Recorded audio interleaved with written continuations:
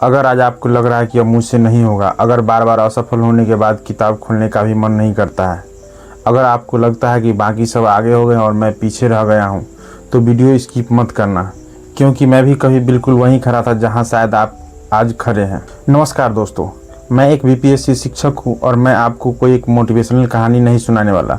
मैं सिर्फ अपनी ज़िंदगी का वो सच बताऊंगा जिसने मुझे एक बात सिखाई। सपने देखने वाले लोग बहुत होते हैं, लेकिन उन्हें सच सिर्फ वही लोग करते हैं जो मुश्किल समय में भी खुद पर भरोसा नहीं छोड़ते हैं।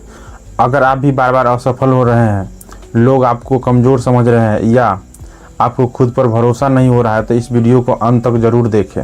अगर मेरी बातों में आपको अपना संघर्ष दिखे तो यकीन मानिए ये वीडियो फिर से आपके अंदर मेहनत करने की आग जगा सकता है। पॉइंट नंबर 1, असफलता अंत नहीं होती। जब मैं भी बार बार बहुत सारे एग्ज़ामों में फेल हो रहा था तो मुझे लगने लगा कि क्या मैं इस एग्ज़ाम के लायक नहीं हूँ। लेकिन याद रखिए दोस्तों, कोई एक एग्ज़ाम आपकी पूरी क्षमता को नहीं आंक सकता है। क्या होता है कि जब आप तैयारी शुरू करते हैं, किसी भी एग्ज़ाम की तैयारी करते रहते हैं, तो हो सकता है कि आप गलत रणनीति अपना रहे होंगे या हो सकता है कि आप सही डायरेक्शन में काम नहीं कर रहे होंगे। तो इस कारण से क्या होता है कि बहुत सारे एग्ज़ाम में लगातार हम फेल होते रहते हैं और मुझे खुद पर हम लोगों को डाउट होने लगता है कि क्या हम एग्ज़ाम में पास हो पाएंगे कि नहीं हो पाएंगे। तो कोई भी एक रिजल्ट आपका जो है जीवन डिसाइड नहीं कर सकता है। हर असफलता मुझे बता रही थी कि कहाँ सुधार की ज़रूरत। पॉइंट नंबर 2, दूसरों से तुलना करना सबसे बड़ी गलती है। दोस्तों, जब हम कभी तैयारी किसी एग्ज़ाम का कर रहे होते हैं तो क्या होता है, हम किसी टॉपर का वीडियो देख लेते हैं सोशल मीडिया के माध्यम से, उसका चयन हो गया, मेरा नहीं हो पा रहा है। तो सब के अंदर अलग अलग क्षमता है और सब अलग अलग एग्ज़ाम की तैयारी करते हैं। तो आपको कभी भी क्या करना है, किसी दूसरे के टॉपर से तुलना नहीं करना है। आपको सिर्फ अपना सिलेबस पर मेहनत करते रहना है और निश्चित रूप से आप एक दिन सफल हो पाएंगे। पॉइंट नंबर 3, छोटी छोटी आदतें बड़ा बदलाव लाती है। कभी कभी हम लोग क्या करते हैं, अचानक से कोई मोटिवेशनल वीडियो देख लेते हैं, कुछ बड़ा सा कोई मोटिवेट कर रहा है उसको देख लेते हैं और 15 घंटा 12 घंटा का पढ़ने का शेड्यूल बनाते हैं। इस तरह से क्या हो सकता है कि आप जो है इतना लंबा आप लगातार नहीं पढ़ सकते हैं, रेगुलर वे में 6 महीना साल भर तक नहीं पढ़ सकते हैं। तो आपको छोटा छोटा गोल सेट करना है। ये जरूरी नहीं कि आप 12 घंटा का बना लिए, एक दिन 12 घंटा पढ़े, अगला दिन पता चला कि 0 जा रहा है, अगला दिन 1 घंटा पढ़े, कोई दिन 2 घंटा पढ़े। तो ऐसा नहीं करना है। रेगुलर वे में 5-6 घंटा एवरी डे पढ़ना है। ऐसा रूटीन बना है कि डेली 5-6 घंटा पढ़ना है। ऐसा कहा जाता है कि कम समय में सही तरीके से पढ़ना बिना योजना के लंबे समय में पढ़ने से बेहतर होता है। इसलिए दोस्तों, कम ही समय पढ़िए। डेली अगर आप 4-5 घंटा का रूटीन बनाते हैं तो एवरी डे पढ़िए, कंसिस्टेंट रहिए, मोटिवेटेड रहिए। ऐसा नहीं कि एक दिन 10 घंटा पढ़ लिए, अगला दिन 2 घंटा पढ़ रहे हैं, अगला दिन 1 घंटा पढ़ रहे हैं। तो ऐसा नहीं करना है। डेली एवरी डे क्या करना है, एवरी डे 5 से 6 घंटा रूटीन बनाइए और लगातार ये अगर आप पढ़ते रहते हैं, लगातार पढ़ते रहते हैं, तो क्या होगा, डेली मान लीजिए एक दिन आपका 1% इंप्रूवमेंट होगा, अगला दिन 1% हो जाएगा, अगला दिन 1% होगा। इस तरह से डेली अगर 1% आपके अंदर इम्प्रूवमेंट होता है तो निश्चित रूप से जिस एग्ज़ाम की आप तैयारी कर रहे हैं उसमें आप अच्छा कर पाएंगे। पॉइंट नंबर 4, खुद पर विश्वास बनाए रखना ज़रूरी है। ये बहुत इंपॉर्टेंट बात है दोस्तों। जब मैं तैयारी कर रहा था तो क्या है कि अगर आप तैयारी के दौर में होते हैं तो कुछ ऐसे आपके पास निगेटिव लोग रहते हैं जो आपको निगेटिव बात हमेशा बोलेंगे कि अरे 1000 सीट है और 10 लाख बच्चा फॉर्म भरा है। ऐसा नहीं, खुद पर विश्वास बनाए रखना ज़रूरी है। सेल्फ कॉन्फिडेंस का होना बहुत ज़रूरी है। जब तक आपको अपने अंदर विश्वास नहीं होगा कि हम कर सकते हैं, तो दुनिया की कोई ताकत आपको नहीं हरा सकता। अगर आपके अंदर ये आ गया विश्वास कि हम कर सकते हैं, तो दुनिया की कोई ताकत आपको नहीं हरा सकता है। इसलिए खुद पर विश्वास बनाए रखना ज़रूरी है और निगेटिव लोगों से दूरी बना के रखना है। अगर आपको जैसे ही लगे कि ये हमको निगेटिव डीमोटिवेट कर रहा है, ये हमें जो है हमें एग्ज़ाम से भटकाने की कोशिश कर रहा है, तो उस व्यक्ति से बात करना ही बंद कर दीजिए। यहाँ तक हो कि आप उसका नंबर भी डिलीट मार सकते हैं। क्योंकि जब मैं भी तैयारी कर रहा था तो बहुत सारे लोग हमें डीमोटिवेट करने का काम करते थे कि अरे बहुत सारा एग्ज़ाम में है, आप 20,000 बहाली है और आ रहा है 10 लाख फॉर्म भरा है बच्चा।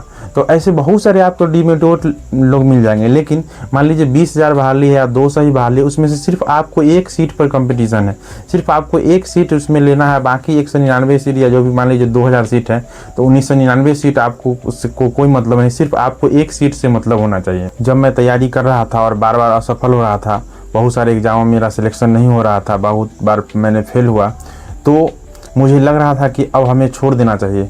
मैंने खुद से ये सवाल पूछा कि अगर आज हमने हार मान ली तो क्या मैं ज़िंदगी भर चैन से रह पाऊँगा?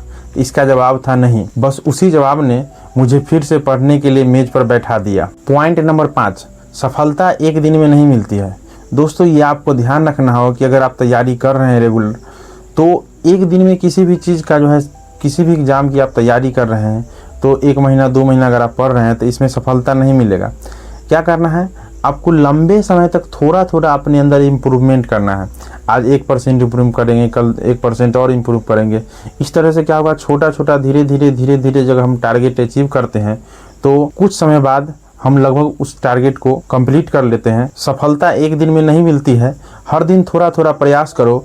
आज 1%, कल 1%, कुछ महीने बाद वही छोटे बदलाव आपकी पूरी ज़िंदगी बदल सकता है। धीमी गति से चलना गलत नहीं है, रुक जाना गलत होता है। इसीलिए दोस्तों, जब आप तैयारी करते हैं तो धीरे धीरे ही सही, कभी कभी आपको लगेगा कि अब हमें छोड़ देना चाहिए, लेकिन छोड़ना नहीं है दोस्त। जिस दिन आप हार मान जाएंगे उस दिन याद रखिएगा कि आपने तैयारी शुरू क्यों किया था। अगर आप तैयारी नहीं करते हैं तो आपके पास क्या ऑप्शन है। इसीलिए धीरे धीरे ही प्रयास कीजिएगा। जैसे धीरे धीरे प्रयास कीजिएगा ना, धीरे धीरे टेस्ट लगाते रहिएगा ना, तो एक दिन आपके अंदर ऐसा कॉन्फिडेंस आएगा, एक दिन आपके अंदर ऐसा कॉन्फिडेंस आएगा कि लगेगा कि हाँ, इस एग्ज़ाम में मेरा तो पक्का हो ही जाएगा। क्योंकि मैं भी जब तैयारी कर रहा था लगातार मैं असफल हो रहा था। हालांकि मैंने बहुत सारे एग्ज़ाम भी पास किए। शुरू में SSC GD का एग्ज़ाम पास किया, उसके बाद BPSC के लिए जब टीचर की तैयारी हुआ तो उससे पहले बहुत सारे मैंने एग्ज़ाम दिए थे। CTET का एग्ज़ाम दिया था, CTET मैंने 2 बार पास किया, स्टेट पास किया हूँ। उसके बाद हम टीचर बने हैं। उसके बाद मेरा बिहार SI का PT भी क्रैक हम कर लिए थे।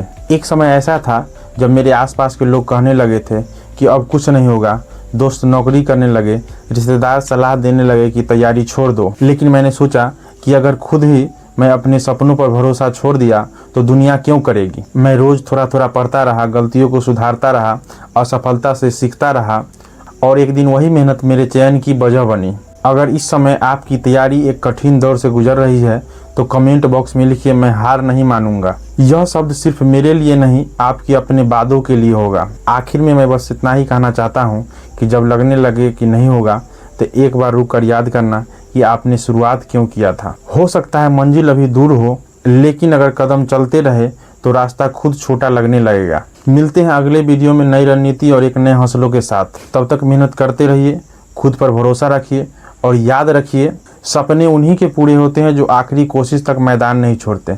धन्यवाद।